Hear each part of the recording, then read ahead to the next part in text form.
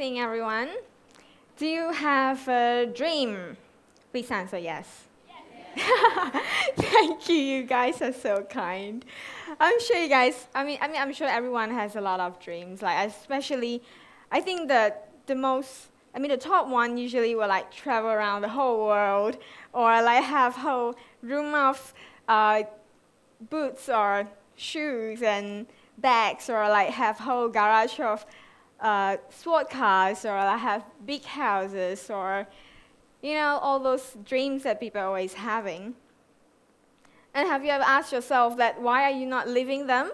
Why are you still sitting here or going to office 9 to 6 and not living the dreams that you want, like traveling? Like why are you not going to buy your shoes and bags? Well, a lot of people were saying that to go to Bali for 4 days you need like 2,000. Imagine traveling around whole Indonesia, you may need like 20,000, or whole Asia 100, and the whole world maybe you need 1 million. That kind of thing. Like, oh, we don't have that much of money, we don't have time, we don't have annual leave, or we need to take care of the children. That kind of thing that people always came up with. So today I'm going to share with you guys. But my topic is you need actually less than you think to achieve your dream, to live your dream. Okay? I'm sure there are a lot of people when they travel, especially to the Western country, they will be like, okay, the weather could be very warm, or I need some summer clothes, and maybe it will be cold, or I need some warm clothes. I need the boots, or I need a sport shoe, or maybe I need sandal, and all sort of things. And end up when they go there, after the whole trip, they realize that they use only like half of the luggage. You get what I mean? There's a lot of friends of mine always do that, and I don't understand why they do that. So you may be thinking that, who am I here to tell you that you need less than you think? So here's a bit of introduction myself. Well, my name is Rachel. What I do every day for a living is basically I open my laptop, I sit in my hostel, check my mails, because other than owning Queen's Hostel, the first female-only hostel in Malaysia, also I run a PR and advertising firm. So every day I sit there, check my emails, like chat with my guests, telling them where are the best char kway teow in Penang, or where are the best laksa. And at night I'll have drink with them, sharing my travel stories, and sharing photos, because I'm a big fan of photography. Last month I just had my talk in Kuala Lumpur Photography Festival as a travel mania, sharing my experience of traveling. So this is basically what I do. A lot of people saying that this is when you have the freedom so that you can do things like you're not working. But what I see this is I'm having financial freedom, because basically I live my everyday just sitting there doing things that I like, and sometimes I don't even have to work. Like this month in December, I'm actually taking a whole month off. I'm spending my whole month in Langkawi doing bartending. Yeah, so envy. So this is, I would say this financial freedom thing is actually not as difficult as all the people think. Well, it's basically just your passion income minus your expenses, and when it's 0 or more than 0, then you're having your financial freedom already. So it's pretty subjective. It's like selling a boat. There's a quote saying that if one doesn't know where they're sailing to, then no wind is favorable. It's just like when you don't even know how much you need, so you never get financial freedom because you don't even know how much your expenses is, then how are you gonna get enough money to cover your expenses? So to sell a yacht, you must at least know where you're sailing to, where your destination is, so that you can start to sail and reach your destination. It could be far, it could be near. As long as you know where it is, then you will be able to reach it. It's just a matter of time. So this is how I start my life, dreaming. But did you guys aware that clock start with 0000 in the midnight? I think God is trying to tell us that to start our day dreaming. So to live my life, I do the same way like living my day, start with dreaming. So I dream. How we dream is, how I usually dream, I'll like dream 5 years from now, who I want myself to be. Like after 10 years, I see myself as what kind of person. And I always end my dream at my 60 years old, because I always think that I'll die at my 60. Yeah, so how I want my life to be is, I wish when I'm 60 years old, living my last day, think back all the days that I have, I get to brag about it. I have made a difference. So after all the dreaming, of course, you have to wake up from it, just like everyday's life.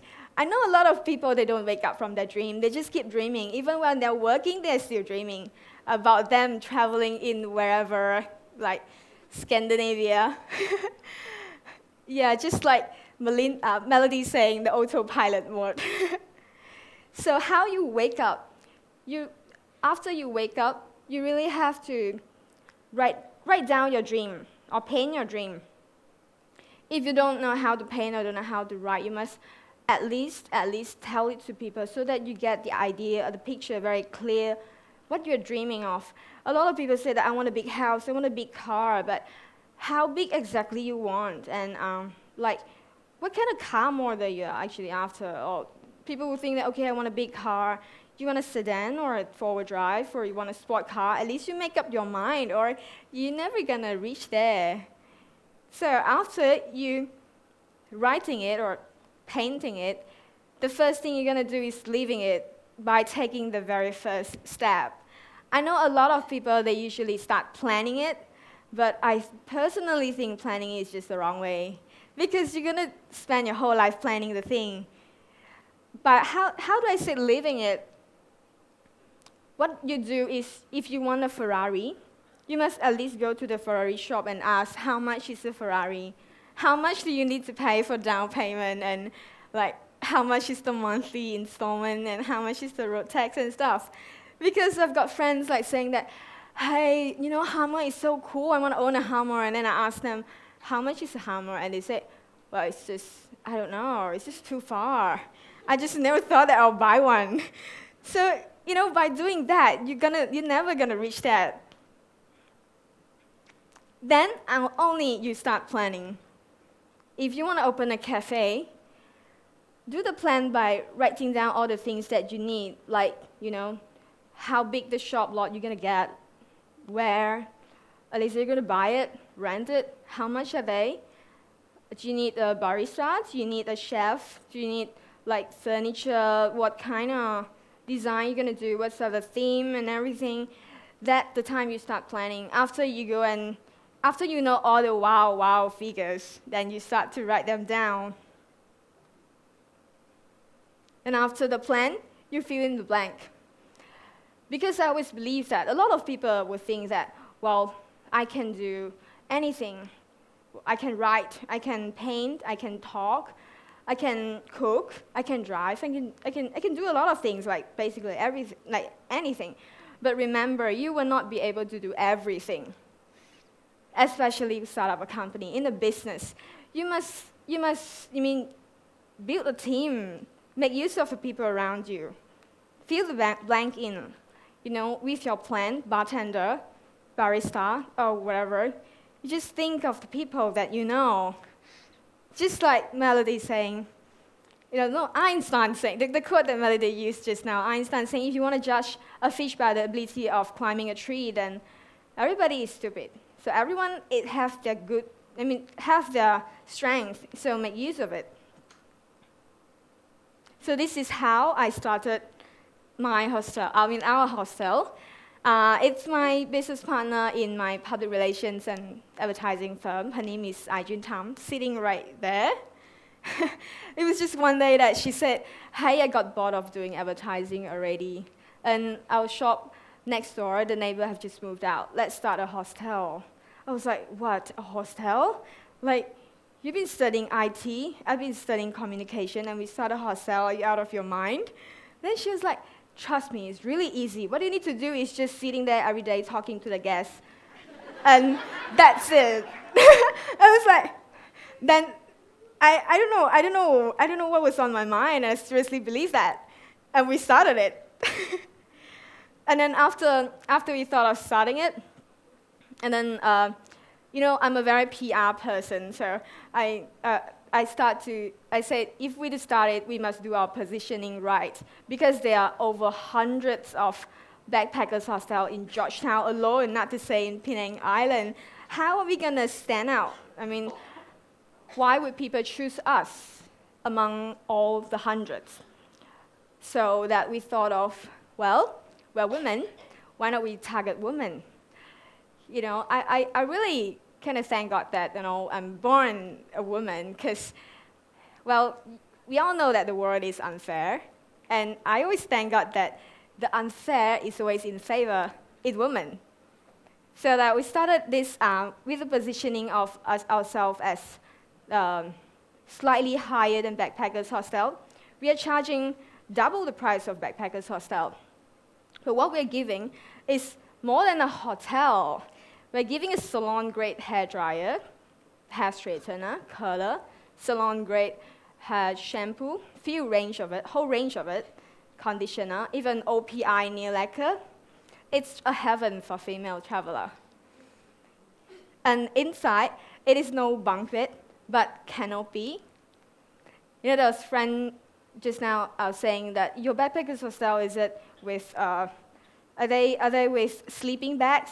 I said, no, they're with Slumberland. So it's a little bit of luxuries. And then come to another idea, and then we thought that, so where the money gonna come from? Start a hostel, you need at least like 200,000.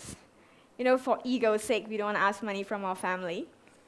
And we're thinking that if we were to ask a close friend to be the business partner, what if we one day argue with them? I think a lot of people have that question. Like, what if we get a stranger or not so close friend to start with, what if we got cheated? So, and then my friend, Jean, she has the idea of, why don't we do crowdfunding?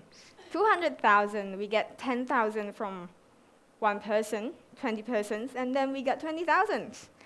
We did that, and it was like only 2.5 days, we got that money. And then we started it. It was like so much easier than we thought. So remember, if you have anything to do, just kickstart. And after the whole thing, so it was only the beginning, that's the headache part, it's the operation. It is not as easy as Ajin said at all. It's not just chatting with the guests. It's a whole lot hard work to do, like about the piping, the bulbs and everything. We just have no idea to do everything. So, and then it's because I always have a little bit of OCD. I think I have to thank to my employer in Australia, because they always have this SOP thing. Even if you send a mail, we have to write very clearly that, you print out your mail from that printer number B, and then you get your envelope from the second row drawers, and then you get your glue from the third one, and then you send off the mail. I always thought that's stupid. But after I started my own company, I realized that SOP is really good, because you're not going to train each of your staff, like, okay, here's the envelope, here's a pen and everything. So SOP is really useful for you to escape the business and get the true freedom.